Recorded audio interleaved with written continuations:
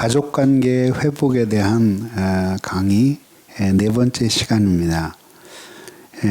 오늘 주제는 남편에게 복종하라입니다. 강의를 시작하기 전부터 벌써 기분이 나쁜 여성들이 계실 겁니다. 요즘 어떤 시대에 남편에게 복종하라고 하나 이제 그런 생각이 들었기 때문이죠. 그런데 오늘 성경은 이렇게 말합니다. 아내들아 남편에게 복종하라. 이는 주 안에서 마땅하니라. 가정에 주는 첫 번째 교훈이에요. 그래서 아내가 남편에게 해야 할 의무를 말한 후 그 다음에 남편이 아내에게 행할 의무를 말합니다. 그런데 가정에 주는 첫 번째 교훈이고 이거는 의견이 아니라 하나님의 명령입니다. 그리고 이것이 가족관계에 있어서 질서의 시작이라는 것을 보여주는 것이죠. 자, 요즘과 같은 시대에 어떤 사람이 남편에게 복종해야 된다 그런 생각을 가지고 있을까 궁금한 마음이 들기도 합니다.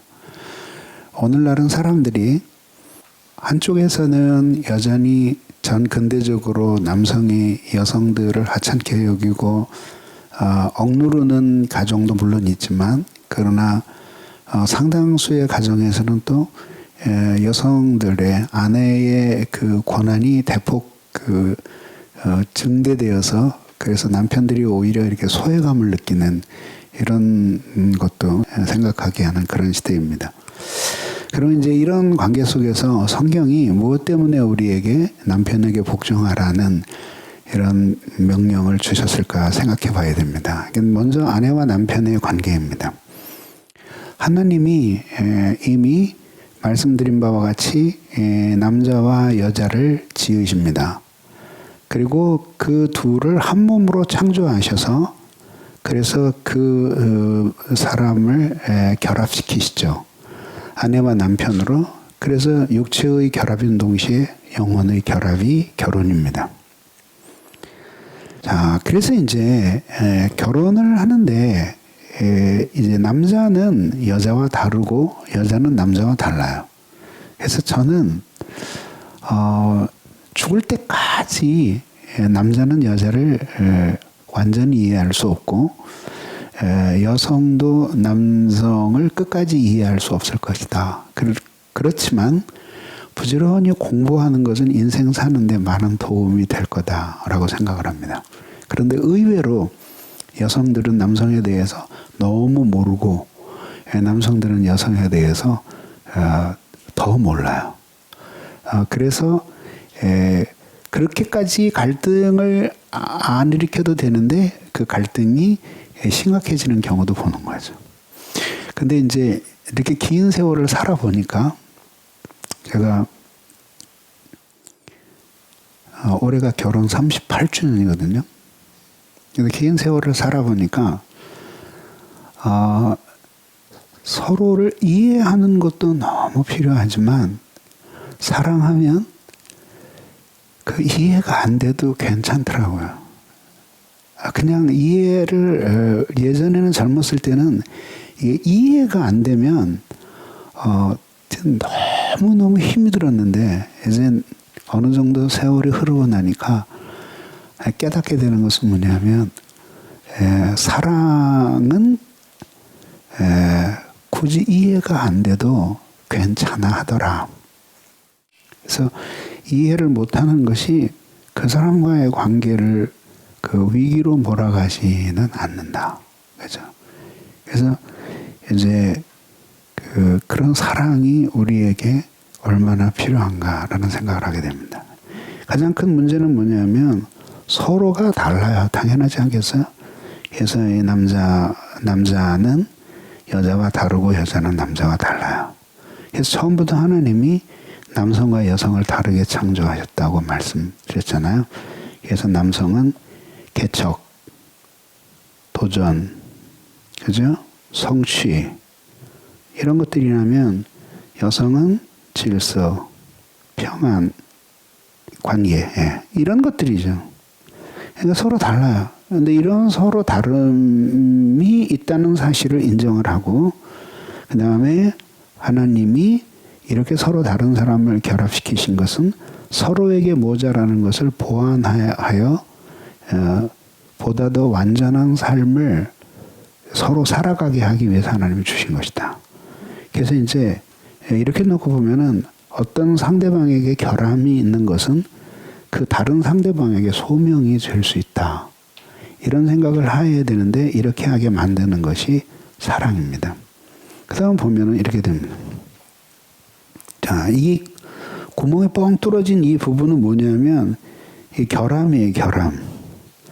이렇게 뭔가 이렇게 문제를 가지고 있는 것이에요, 이렇게 결함. 그래서 여기도 결함이 있어요, 이렇게. 근데 결함이 있는데 이제 이렇게 예수 그리스도께서 자기를 위해서 십자가에서 죽으신 이 사랑이 얼마나 놀라운가 하는 것을 여성이 깨닫게 될 때, 이 남자의 이런 결함을 보면서 이 여자는 소명을 느끼게 되는 거죠. 그리고 그리스도의 사랑이 남자에게 임할 때, 이 남자는 이 여성이 가지고 있는 이런 결함을 보면서 얘를 이제 자기의 소명을 느끼게 되는 거예요. 이게 아주 이상적인 부부 생활이고 하나님의 뜻이에요, 이게. 그래서 연애를 할 때에는 이제 그 좋은 것만 보이잖아요. 그래서 우리들이 어른들이 콩고풀이 쉬었다 그러잖아요. 그러니까 이제 아무것도 안 보여요. 결혼하기 전에야 뭐 한 이틀에 한 번 뭐 너무 좋아하는 사람 매일 만나기도 하겠지만 어쨌든지 간에 며칠에 한 번씩 만나는 관계고 그리고 뭐 그 여자가 어디에 사는지 뭐 그런 알아도 뭐 집안 꼴을 어떻게 하고 사는지 그건 모르잖아요. 그냥 싹 빠져나와서 자기만 예쁘게 하고 나왔으니까 그게 전부다라고 생각하잖아요. 그래서 내가 터득하게 된 지혜가 있어요. 그게 뭐냐면 꾸미고 다니는 것만을 보아고저는 그의 살림살이를 알 수가 없다. 그래서 자매들 중에서도 그 청년들마다 예쁘장하게 그림같이 딱 그 교회에 나타나지만 그렇고 아주 단정하지만 그 자매가 사는 집안도 그럴 것이다. 방도 그럴 것이다. 그렇게 생각하면 안 돼요. 그거는 아무 상관이 없어요. 그래서 삶의 현장을 봐야 돼요. 그래서 그렇게 이제 살아요. 그러니까 결점을 사실은 너무 좋아하기 때문에 결점도 눈에 안 보이지만 사실 결점을 노출시킬 만한 그런 흠을 보일 만한 틈새가 아직 없어요. 같이 살아요. 그리고 24시간 이제 같이 자고 그냥 아침에 일어나서 눈 떠보면은 또 옆에 있고 사실은 그러고 싶어서 결혼을 했는데 결혼하고 나서는 그렇게 하니까 견딜 수가 없는 거예요. 왜 생활의 태도가 이럴까? 설거지도 안 하고 그리고 아내에게 잔소리를 하면 아내는 아주 쉽게 얘기하는 거죠. 뭐가 어때서? 이게 무슨 사는데 무슨 시장이 있느냐? 그리고 이제 서로 다투는 거예요. 자, 그런 거는 그래도 일상적인 삶이죠. 그러나 이제 중대한 인격적인 결함들을 우리가 보게 되잖아요. 그때 그런 걸 봐요. 그런 걸 볼 때 이제 사랑이 마음에 넘칠 때에는 그게 불쌍하게 보이는 거예요. 저렇게 결함을 가지고 일생을 살아왔는데 나 없는 동안 얼마나 힘들게 살았을까 그런 생각이 드는 거예요.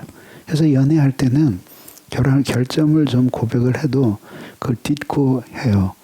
그런데 이제 전혀 모르다가 결혼을 해요. 속았다는 생각이 드는 거예요. 이 제품을 잘못 골랐구나. 충분히 두드려보고 고를 걸. 수박을 두드려보는 게 아니라 따볼 걸. 그래서 수박 이렇게 옛날에 지금은 안 그러지만 옛날에 삼각형으로 이렇게 따주잖아요. 그래서 따서 이렇게 보고 그다음에 안 익었으면 그냥 안 사도 되잖아요. 그럼 사람은 그렇게 따볼 수가 없잖아요. 어떻게 따보겠어요? 왜냐하면 연애를 20년 동안 연애를 해도 1년 동안 결혼해서 알 수 있는 것을 20년 연애한다고 몰라. 그거는 그렇게 알 수가 없어요. 그거는 결혼해야지만 아는 거예요. 그런 결함들이 있을 때 이제 결혼 생활에서 이제 힘이 드는 거죠. 그래서 이제 사랑이 결혼할 때만 필요한 게 아니라 이게 결혼 생활의 관건은 뭐냐면 이게 이미 결혼하면서 살면서 뭐 살면 살수록 이 여자가 너무 훌륭한 여자다. 살면 살수록 이 남자 너무 훌륭해서 나는 다시 태어나도 이 남자랑 결혼하겠다. 그거는 많이 살고 난 다음에 아주 기분이 너무 좋았을 때 긍정적으로 하는 얘기죠. 그래서 어느 부부가 그랬대. 남편이 이제 아내에게 어느 날 감동적으로 저녁 때 여보 나 좀 봐. 그러니까 이제 아내가 이렇게 쳐다보니까 왜? 그러니까 나 당신 사랑해. 그러니까 아내가 고마워. 근데 있지 나 오늘 밤에 고백할 게 있어. 그러니까 뭔데? 나 다시 태어나도 꼭 당신하고 결혼할 거야. 그러니까 아내가 당신은 다음 생에도 어떻게 당신 맘대로만 하려고 그래. 당신 생각만 해. 그러니까 그렇게 되는 거죠. 근데 이제 그래서 뭐냐면 매일매일 그 사람을 사랑할 수 있는 힘이 우리 안에서 솟아나야 돼요. 이거는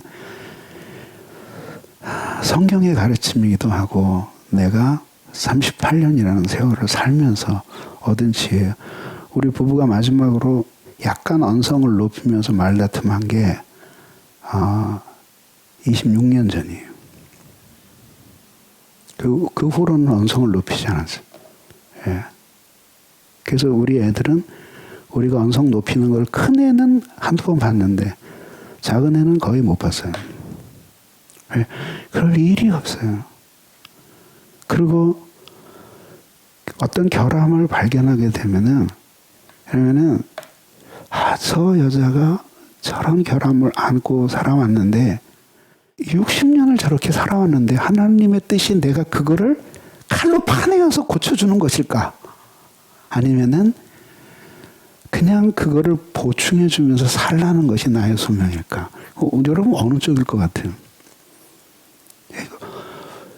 그 집 남자 엄마 아빠도 평생 못 고쳤어요. 그 남자를. 근데 여러분들은 어떻게 잠깐 살고 다 뒤집어 엎어서 고칠 수 있을 것처럼 생각하세요? 인간이 그렇게 되는 게 아니에요.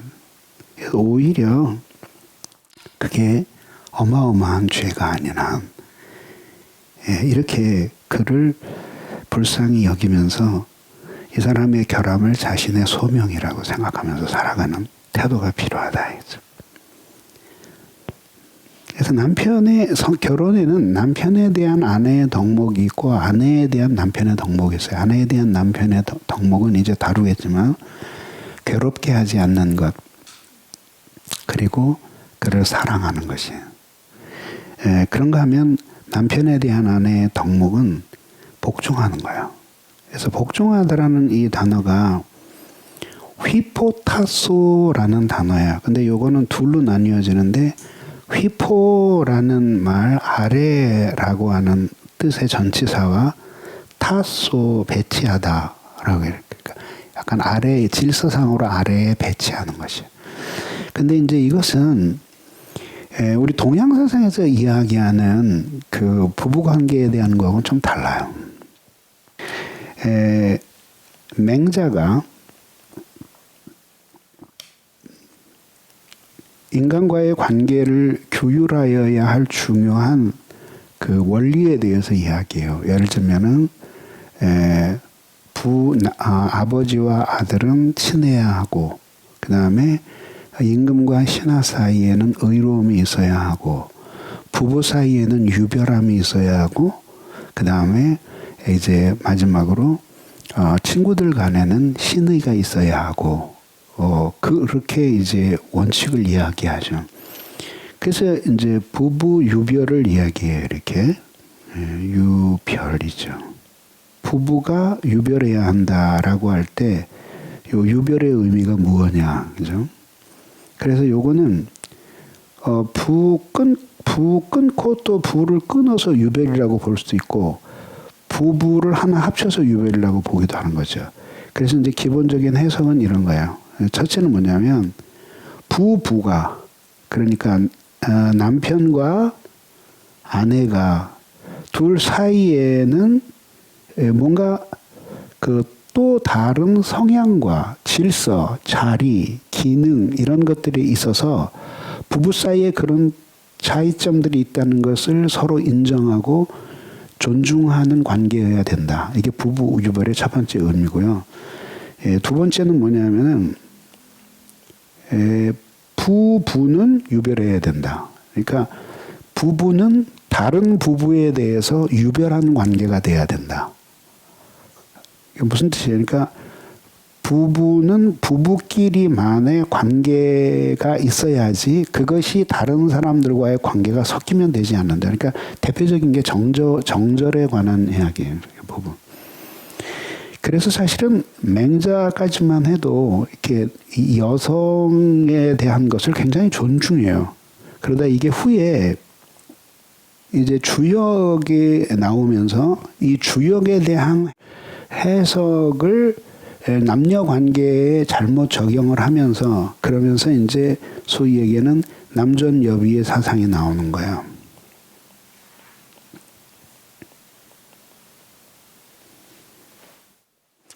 이거는 사실은 동양에서만이 아니라 서양에서도 마찬가지예요. 민주주의의 근대 민주주의의 뭐 중요한 모본이라고 일컬어지는 미국도 여성의 참정권을 1920년까지 안 줬어요.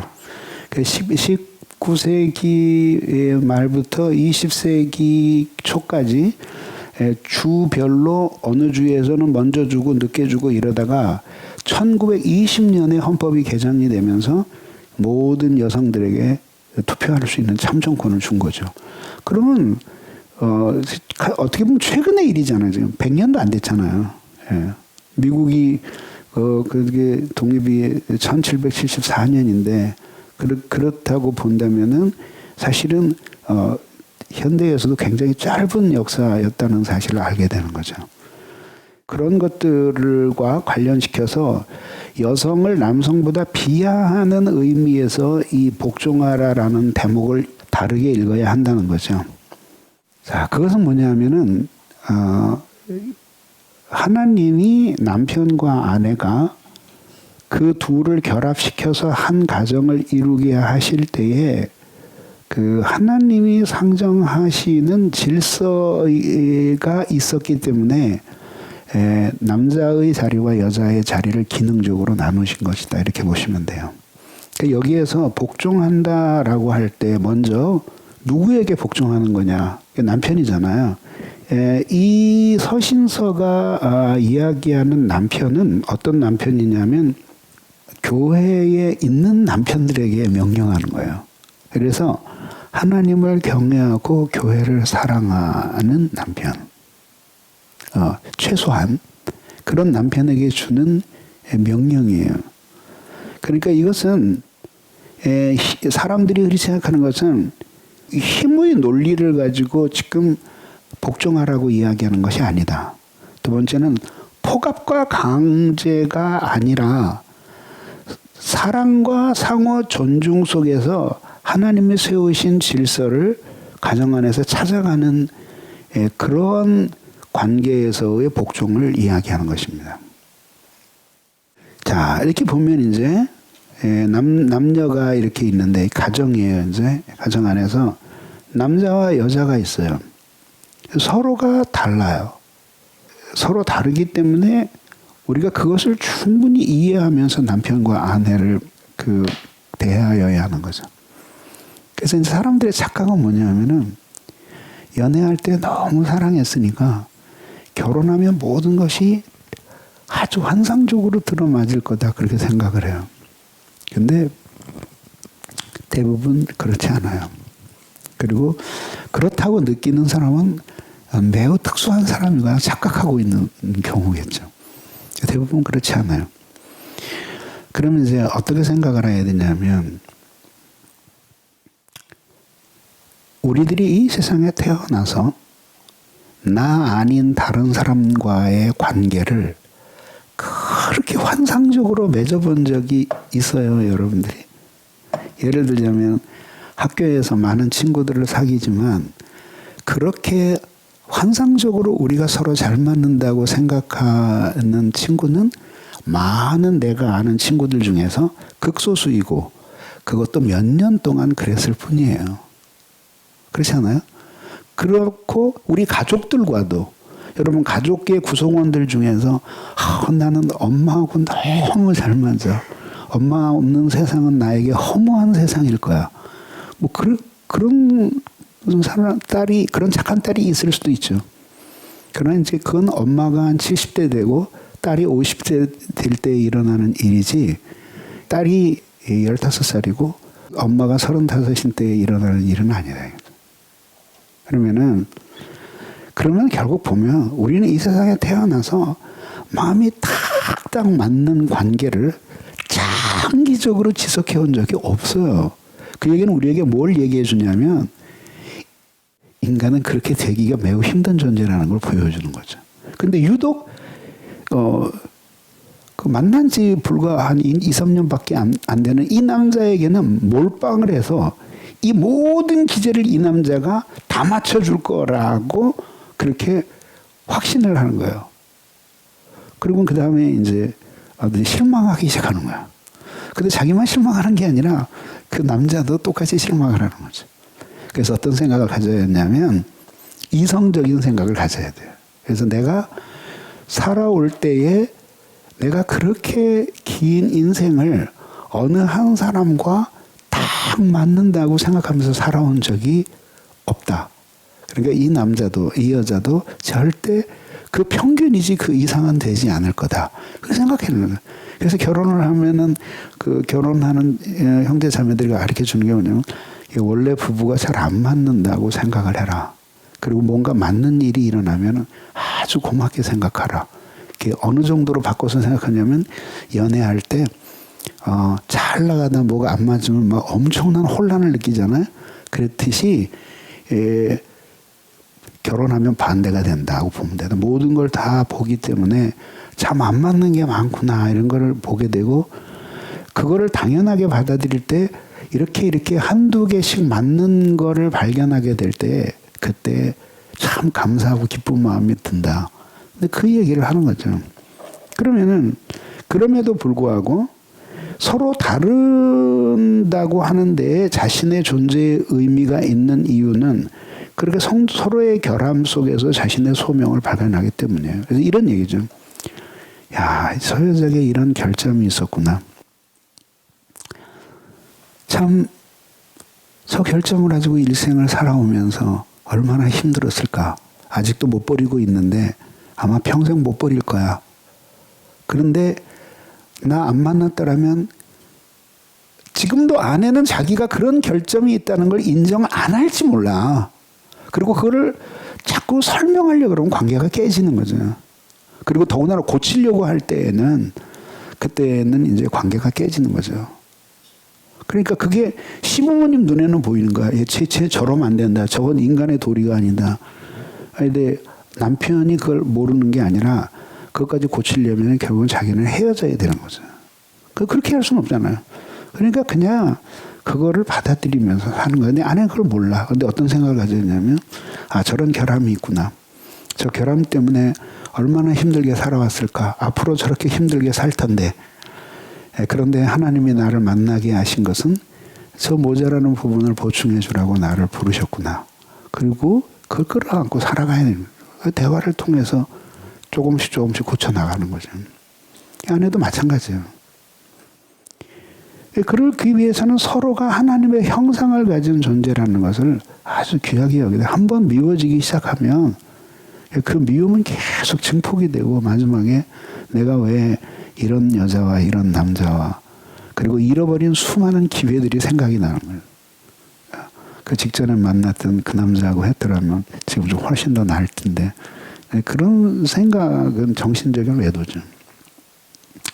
그러니까 하나님의 형상을 가진 사람이다라고 생각을 하고 그 다음에 남편과 아내 사이에는 하나님이 주신 질서가 있다는 것을 보는 거예요. 자, 그런데 그 질서는 아까 이야기한 것 같이 그 포괄적으로 남자가 여자를 지배하는 논리에 의해서 이루어지는 질서가 아니라 조화 속에서 이루어지는 기능의 질서예요. 하나님이 우리 한 사람을 창조하신 데에는 요보다 더 큰 단위인 남자와 여자를 창조하신 목적이 있을 거고, 그리고 이런 것들을 창조하실 때는 수많은 인류들을 창조하신 거기에 하나님의 뜻이 있을 거 아니에요.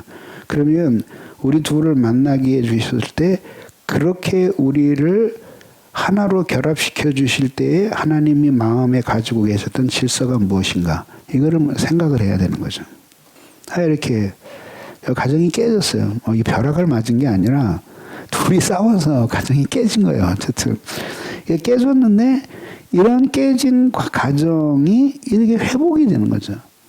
그 회복이 되는 건 뭐냐면 서로 잘 살아보자고 해서 회복이 되는 게 아니라 한 사람 한 사람이 그리스도의 십자가를 통해 하나님의 그 큰 사랑을 경험해요. 그리고 그 사랑이 집안 안에 있을 때 아들이 너무 힘들어도 아빠는 하나님의 사랑 때문에 아들을 참는 거예요. 그리고 십자가 사랑, 하나님의 사랑 때문에 아내를 향해서 참는 거죠. 그래 이렇게 해서 사랑과 질서를 이루어가는 것이 이게 하나님께서 주시는 서로 사랑으로 복종하는 관계죠. 아내는 남편이 사랑해 줄 때 만족을 느끼지만 남자는 아내에게 무시당한다고 할 때 이 정신적인 결합이 깨지는 거죠. 그래서 그 부분은 여성이 민감한 부분만큼이나 남성에게 민감한 부분이에요. 그래서 이 사랑이라고 하는 것은 하나님 사랑으로 복종하는 거죠. 노예적인 복종이 아니에요. 막 억압을 해가지고 숨을 못 쉬게 하고 아내의 마음속에 저거 비율을 안 맞춰주면서 오늘 밤에 난리 나지. 그렇게 어려운 일을 당할 바에 내가 죽어 지내지 하는 이런 부부관계 이런 관계 아니에요. 이런 것들이 이제 습관이 계속되면 남편을 점점 나쁜 사람으로 만드는 거예요. 그리고 이렇게 살면 나중에 둘 다 외로워져요. 남편이 이렇게 하려고 할 경우에는 아내는 정색하고 부부관계가 그런 게 아니라는 것을 남편에게 설득시켜야 돼요. 그리고 설득이 잘 안 되면은 아주 강한 반응을 보여서 그런 식으로 자기를 지배하지 못하도록 만들어줘야 돼요. 그게 부부간의 결합을 증진시키는 방법이에요. 그러니까 거기 이렇게 노예적으로 이렇게 하고 사는 그 부부들은 그래서 황혼 이혼이 늘어나는 거잖아요. 남편은 이제 퇴직하고 가만히 생각해 보니까 젊었을 때 너무 자기가 가정을 도외시하고 다닌 거야. 그래서 이제 아내를 너무 잘해주고 싶은 거야. 아내 혼자 있고 싶은 거야.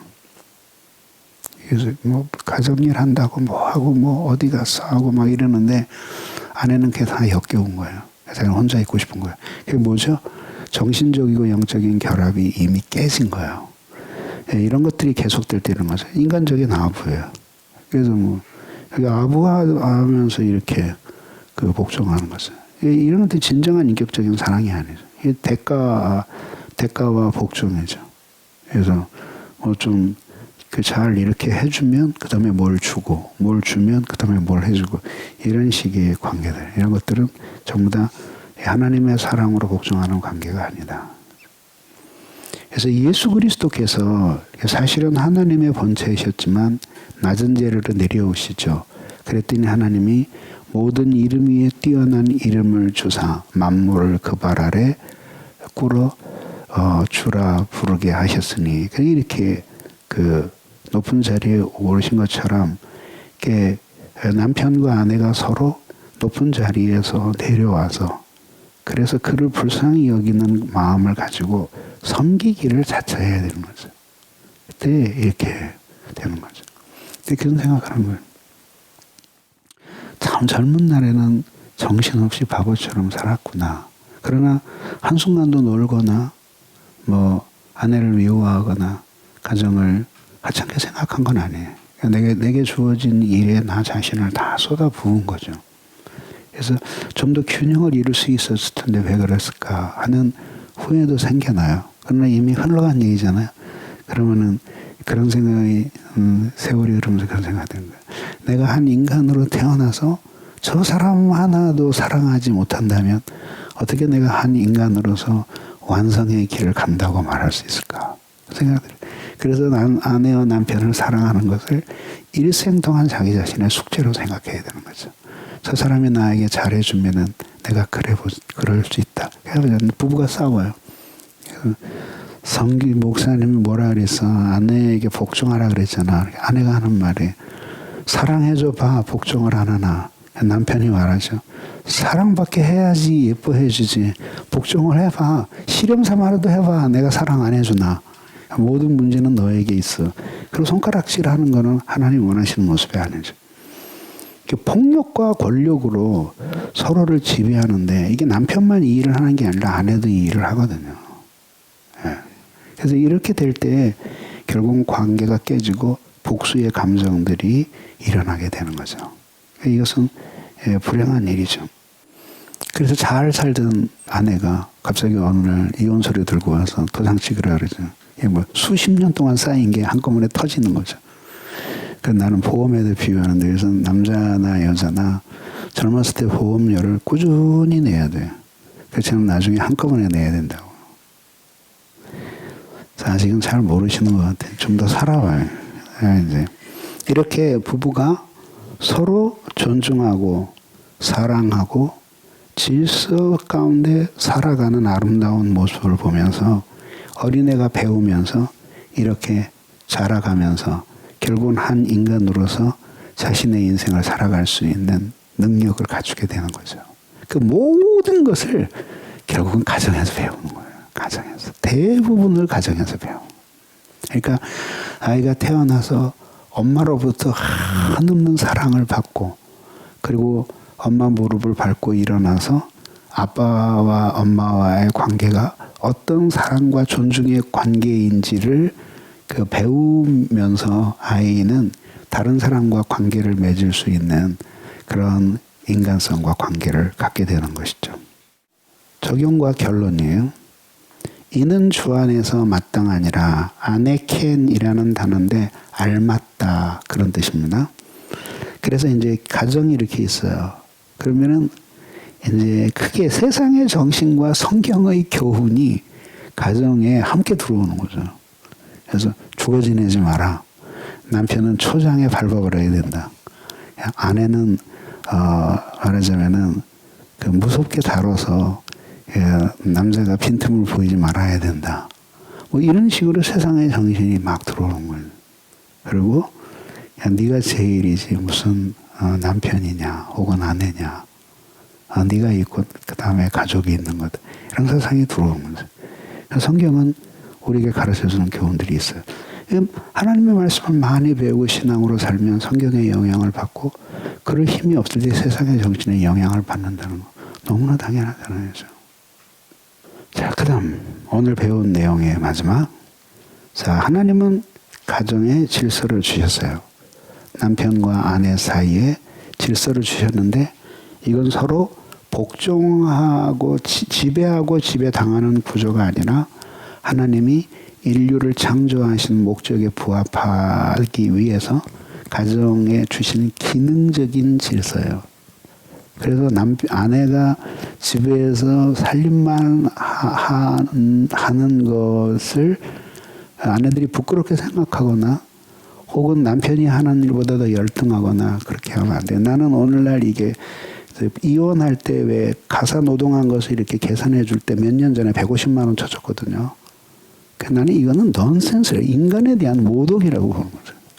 돈으로 환산할 수 없지만 돈으로 환산한다면 그 정도밖에 안 된다는 것에 대해서 깊은 비애를 느끼는 거죠. 그 다음에 결혼은 서로의 필요를 채워주는 거죠. 결혼은 서로의 필요를 채우는 게 아니라 채워주는 거예요. 그래서 한 사람이 세상에 태어나서 수많은 사람에게 사랑을 받아도 외로울 수 있지만 한 사람이라도 사랑하는 사람은 끝까지 사랑하는 사람은 외롭지 않아요. 사랑받는데 행복이 있는 게 아니라 사랑하는데 행복이 있는 거예요. 서로가 결함이 있을 때 이것을 소명을 발견해야 돼요.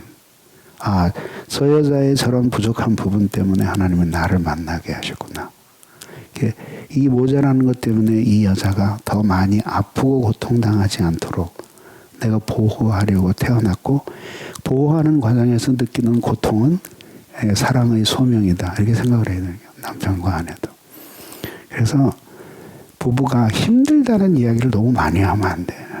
원래 힘든 거예요. 독신으로 살았어도 힘들었어요. 뭐 젊었을 때야 까불고 다니지만 독신으로 살다가 한 60세 돼봐. 요즘 뭐 사람들 다 나한테 와서 결혼하게 해달라고 그러는데 왜?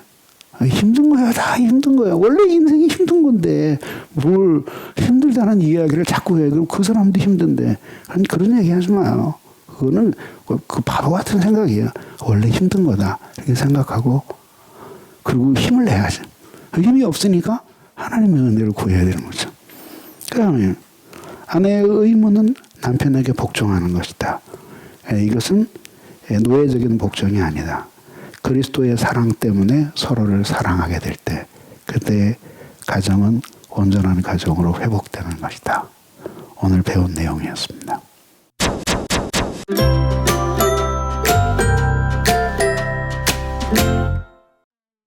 복종이라는 의미에 대해서 좀 새롭게 많이 와닿아서 좋았고요.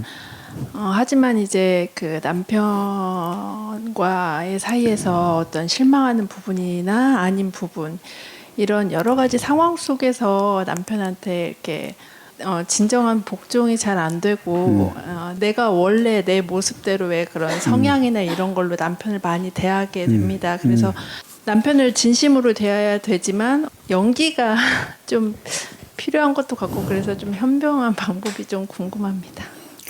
예. 우리들이 이제 오해하지 말아야 될 것은 복종하라 가르쳤다고 해서 모든 일에 남편의 말이라는 이유 때문에 복종하면서 살라고 그렇게 가르친 것은 아니죠. 그래서 오늘 그 가르친 말씀 속에서 뭐냐면 주 안에서 마땅하니라. 그래서 남편에게 복종하는 것도 주 안에서 하는 거죠. 자, 그럼 여러분 한번 생각해 보세요. 이런 질문을 하게 되는 거죠. 두 개 중에 하나를 선택하라면 여러분 어떤 걸 선택하겠어요? 그냥 사소한 일에 남편에게 늘 져주고 매우 중대한 결정에 영향력을 행사하는 아내가 되고 싶어요. 아니면은 반대로 사소한 일에 늘 남편을 복종시키고 중요한 일에는 아무 영향을 못 끼치는 사람이 되고 싶어요. 뭐가 되고 싶으세요? 전자? 어떤 사람은 그래도 둘 다 하고 싶다 그러더라고요. 그래서 결혼하고 60년이 된 부부인데 한 번도 싸운 적이 없대요. 그래서 모아놓고 젊은 부부들이 인터뷰를 했는데 평생 행복한 비결이 무엇이었습니까? 그랬더니 우리는 싸울 일이 없었습니다. 결혼할 때부터 우리는 결혼 생활의 원칙을 정했는데 중요한 일은 남편이 내가 결정하고 사소한 일은 아내가 결정하기로 했습니다. 60년 동안 한 번도 중요한 일이 없었습니다. 그래서 이제 이렇게 대답해드리고 싶어요. 왜냐하면 남편이 하라는 말 한마디 모든 것에 다 복종을 하라 그런 뜻이 아니라 우리들이 살다가 보면은 남편이 잘 세상 물정을 모르고 가정을 모르는 것들이 있잖아요. 그죠? 그런 것들을 진짜 한 가정의 예를 들어볼게요. 자매가 이 말씀에 깊은 감동을 받았어요. 근데 남편이 굉장히 너그럽고 친절한 사람이에요. 근데 규모가 없어요. 여보, 300만 원만 찾아서 시댁 도와줘. 뭐만 찾아서 그다음에 사촌 도와줘. 뭘 찾아서 우리 후배 도와줘. 근데 시키는 대로 한 거예요. 그다음에 살림이 거덜을 난 거죠. 그러니까 이런 건 아니잖아요, 그죠? 그러니까 이렇게 생각을 하셔야 돼요. 기본적으로 가정에서의 질서가 그렇게 하나님이 가장을 통해서 가족들을 이끌고 이렇게 살게끔 하신 거다. 그래서 제일 중요한 것은 그 남편이 하나님을 경외하고 가족을 사랑하는 남편이 돼야 돼. 신앙을 가진 남편이 돼야 돼. 그게 제일 중요한 거죠. 그러더니 자매들이 그런 얘기를 하는 거예요. 자기는 학벌이 뛰어나지 않고 돈을 많이 못 벌어도 되니까 존경할 수 있는 남자하고 결혼하고 싶다고. 그런 얘기. 그래서 내가 그 자매한테 그랬어요. 그대에게는 두 가지 해결책이 있다. 결혼 상대를 30년 연상 중에서 찾아보든지 아니면은 위인 전기나 읽으면서 혼자 살든지 둘 중에 하나. 실제로 그런 사람이 없어요.